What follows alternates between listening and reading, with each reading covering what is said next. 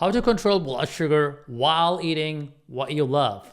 We all know that eating too much sugar is bad for our health, but sometimes it is hard to resist those tempting sweets, especially when we are feeling stressed or down. Controlling your blood sugar levels while still eating what you love sounds like an impossible task, but it doesn't have to be. With a little bit of knowledge and effort, you can actually keep your blood sugar in check without feeling deprived. So, what can we do to control our sugar intake while still enjoying the delicious foods we love? First, it's important to understand how sugar affects our health, right? Consuming too much sugar can lead to weight gain, increased blood sugar levels, diabetes, you all know that. But too much sugar doesn't just make us fat. It also robs our bodies of essential nutrients and minerals. I will tell you how this happens and what to do about it during this video. So stick around and let's learn how to control blood sugar while eating things you love. And remember, just like there is no quick fix for blood sugar, learning how to fix your blood sugar can take time too. Second, we all need to be more mindful of the amount of sugar we are consuming. This means reading those boring labels, I know, becoming familiar with the different names for sugar, such as simple sugar, complex sugar, etc. It also means being aware of how much sugar is in our favorite foods and drinks. A can of Coke, for example, contains a shocking 39 grams of sugar. That is almost 10 teaspoons. And a small cup of your favorite fancy Starbucks coffee can be up to 30 grams of sugar. That's a heck of a lot of sugar. We will uncover the number of carbs and sugars in some of your favorite foods today, and even how to substitute them without feeling deprived. Thirdly, did you know that there are some sneaky things hidden in your favorite foods that can raise your blood sugar levels? By removing these things from your diet, you can make your favorite foods healthier, and you may not even notice a difference in taste. So what are these tricky things hidden in our food? Let's take a look. Hello everyone, if you are looking for exclusive deals, blogs, educational content every week delivered to your email, subscribe to our newsletter at SugarMDs.com right now. Sugar is one of the biggest offenders when it comes to raising blood sugar levels. And it is everywhere. From candy and cookies to bread and soda and even sauces. So if you're a diabetic, it is important to cut back on those sugary, sneaky sugars. Luckily, there are plenty of diabetic-friendly recipes out there that use alternative sweeteners like stevia or whatever you like it. But these are found in foods like white bread, pasta, rice. These things are rapidly digested, right? They quickly turn into sugar, which can raise your blood sugar levels in a heartbeat. So if you're diabetic, it is important to choose, for example, sprouted whole grain alternatives to the refined carbs. So not only they are healthier for you, but they also help control your blood sugar levels. Now, hidden sugars are absolutely everywhere. By removing them from your diet, you can make your favorite foods healthier, and you may not even notice the difference in taste. So next time you're planning a meal, keep these things in mind and make sure to include diabetic-friendly recipes. Your favorites may just become healthier alternatives, right? Just a little changes. Let's talk about how sugar affects our health. There are a reasonable bunch of mechanisms that some of them are direct, some of them are indirect, but they all cause cardiovascular disease and type 2 diabetes. The direct pathway involves the uncontrolled uptake and metabolism of fructose by your liver, which leads to buildup of cholesterol in your liver, and that creates less insulin sensitivity and high levels of uric acid. So observational data suggests that these direct effects of fructose are related to high fructose corn syrup, which are the most common added sugars that contain fructose. People who eat a lot of added sugar are way more likely to get or already have fatty liver, high cholesterol, insulin resistance, high uric acid, gout, cardiovascular disease, type 2 diabetes. this is often true even if they don't gain weight or eat a lot of calories. So when people ate high sugar diets instead of controlled diets, their insulin sensitivity went down always, even without gaining weight. So consider brushing up on your label reading skills. It is not uncommon for food labels to be inaccurate sometimes too, but they can be up to 10% off. So I know, scary, but these nutrition labels are there to give you guidance. So, and then the word includes before or added sugars on the label means the number of grams of total sugars in the product includes the added sugar. So it is a great idea to always check the label to see how much added sugar is in a food. A couple of things to keep in mind is, number one, 5% of daily value or less is a low source of added sugar. 20% or more of the daily value is a lot of added sugar. When it comes to counting carbs, you need to pay attention to three things. One is serving size, how many serving size are in a container or in that food, and total carbohydrate grams per serving. Now, total carbohydrate shows how many grams of carbohydrates are in one serving. But when you read the label, be careful. As a matter of fact, be a label detective. There may be more than one serving in a package. So if you eat more than one serving, you will need to multiply the grams of carbohydrates by the number of servings you ate. So what if you eat more than one serving or less than one?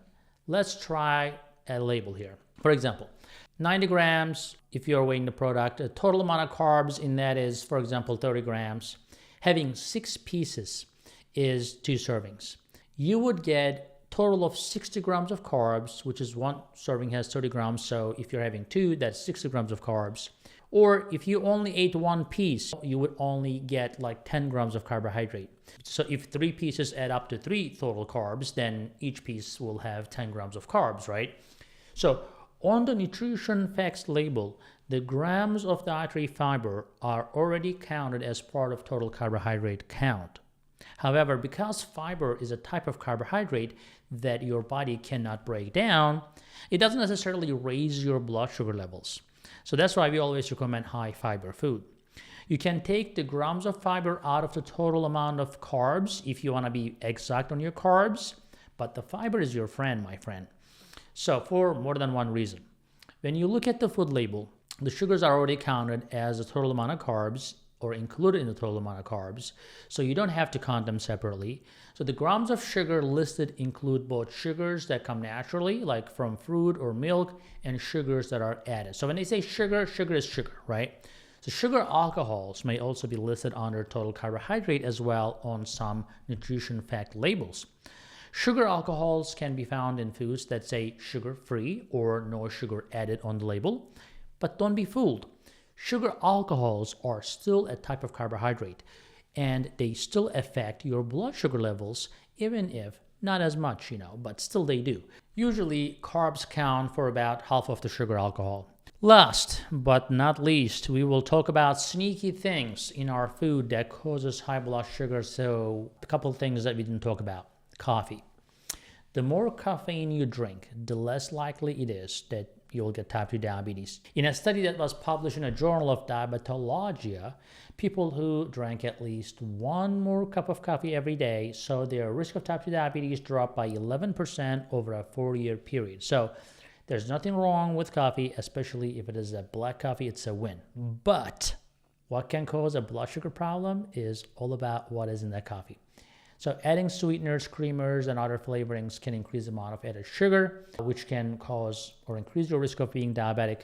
But also it talked about how coffee, if you already have diabetes, can actually raise your blood sugar even if it is black because it raises adrenaline and some other things. Let's talk about instant oatmeal that a lot of people eat. So I would say if you're eating carbs, you gotta be as close to as natural source as possible. So yes, oatmeal can help lower blood sugar levels if you are preferring a nice steel-cut oatmeal over cereal, for example. It will still raise your blood sugar. But when it is processed like an instant oatmeal, it's a lot easier for your body to break it down and raise your blood sugar like in a heartbeat. If you want that popular breakfast, you want to get some oats, Steel cut oats, your grandma's favorite, old-fashioned oats, they're always a better choice. It will take a little more time, but if you want to eat that, that's the way to go. Now, how about the brown rice? Let's be clear. Brown rice and other whole grains that haven't been processed are generally better for you. So the darker they are, typically the better. Always choose whole grains because of the fiber in them. Because of the fiber, it takes a lot longer to digest and doesn't spike your blood sugar as much. It will, but not as much. So you may want to also watch about the carbohydrates you eat at once. That is important to consider, right? So if you're diabetic, it's clear that you're not handling the carbs very well. So what's the point of digging in and eating a lot of carbs? So if you're gonna really have some whole grains, yes, still be considerate of your portion size. For example, a cup of rice can be up to 50 grams of carbs, which you may not be able to handle. So it's better to replace that with vegetables and maybe some beans, etc. Try to go below 30 grams of carbs per meal if you're not going lower than that. If you go lower than that, that's fine. But I think 30 grams of carbs per meal is fairly healthy for most diabetics if you don't want to give up on carbs entirely. Now, bread made with wheat isn't always a whole grain. Whole grains are better than refined grains, but you have to look for the sprouted ones, right? So please make sure, when you're getting something, you know what you're getting. It may just say whole grain, but it may not be whole grain. So there are so many kinds of bread in the store that it's easy to be swayed by the claims on the package that says the wheat or made with whole grain. This is very different from foods that are made only of whole grains. So read the list of ingredients and make sure the first thing on the list is 100% whole grain. Now, let's talk about Chinese takeouts. So when you eat out, the effect on your blood sugar depends on what you choose to eat. So it is better for your blood sugar if you can choose takeout that has more vegetables and more whole grains. So you should know that it can be too sweet if it is salty and maybe even greasy. So the high amount of fat, the sugar in the sauce, the white rice are probably what causes your blood sugar spike dramatically when you go to a Chinese restaurant. So as long as you stay away from the foods that have too much salt, sugar, and fat, you're good to go. Now, organic is another word on a label that most people think, perfect, healthy, I'm good, 100% healthy, organic. Well, organic snacks are not always better for you. So, dried fruits. Even though they're fruits, many brands add actually sugar to them when they dry because they get tart when you dry. So in fact, one popular dried cranberry brand has almost 30 grams of sugar per quarter cup added to it. Some of this sugar comes from the fruit itself, but I would say choose kinds that they don't have the added sugar, and it's better to stay away from the dried ones because it concentrates the sugar, right? So if you're gonna have a fruit, go have the real fruit, the juicy one, not the dry one, okay? Now, let's talk about the steak, right? Well, that's not that easy. Meat is mostly made up of protein and fat, so not carbs. So, of course, it's not gonna cause blood sugar spikes. So probably won't have much effect on your blood sugar in the short term. But remember, the saturated fat in that meat, if it is not grass-fed or grass-finished, it's going to cause inflammation and insulin resistance, even if it doesn't raise your blood sugar. So it is in the long term not good for you if you're eating cheap meat. So people with prediabetes and type 2 diabetes are more likely to have heart attacks as well and strokes and so forth. So eating too much saturated fat will make your cardiovascular disease worse. I don't care what other people, what other chiropractors are saying to you who do not have MD after their name, but any MD, any medical doctor, anybody who went to school for 20 years will tell you that saturated fat is not good for you. So you can believe whatever you want to believe, but there is no evidence whatsoever for people to say, oh, just eat any meat and saturated fat is good for you. That is just a total BS. I'm just so sorry for those who believe in that. Another thing that's crazy is whole grain pizza. Even though it's whole grain, it is still pizza. It still has a lot of fat, a lot of crazy things in it. They say thin crust pizza is a better choice, but still, the tomato sauces in there is another sneaky way to get the sugar in, so you have to be careful about those. Now, the dairy, the yogurt, milk, cheese, these can be good sources of calcium and vitamin D, for example. But I would say, you're a middle-aged man or woman, you like the milk, you like the milk products, you will develop insulin resistance if you have too much of those. Stick with the cheese, stick with the raw cheese if you can, but Too much milk eventually will create insulin resistance, and saturated fat also in the dairy will be a problem, especially if it is coming from an animal that is not grass-fed. So the goat milk, if you like the taste is the best. But if you have to stick with the dairy and you cannot afford the organic and grass-fed ones, then go for the low-fat ones and try to keep it low so that you don't load yourself with carbohydrates. Always choose the right pair by adding some healthy food to slow down the carbs as well. Like if you're adding olive oil, for example, or maybe using peanut butter or anything like that, if you want to have a toast, put some fat on it, right? That will slow down the absorption. The fiber does the same thing. Flaxseed, if you're having yogurt, mix those with berries and some chia seeds. So again, sometimes you have to be careful if you're adding animal fat. It may look like your blood sugar is not rising at first, but it will rise later, and that may be a problem. So again, thanks for watching. It was a long video.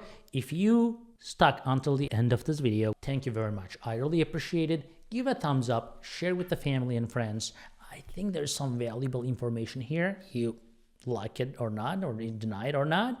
And I think some people will like that. So go ahead and share that, and I really appreciate it. So write your comments below. I want to hear from you as well. And most of all, and most importantly, have a great day and an evening. Hey guys, I hope you're enjoying this channel so far, and I hope you subscribed already. If you didn't, do it. And if you did, watch this video right there. I think that will help you too.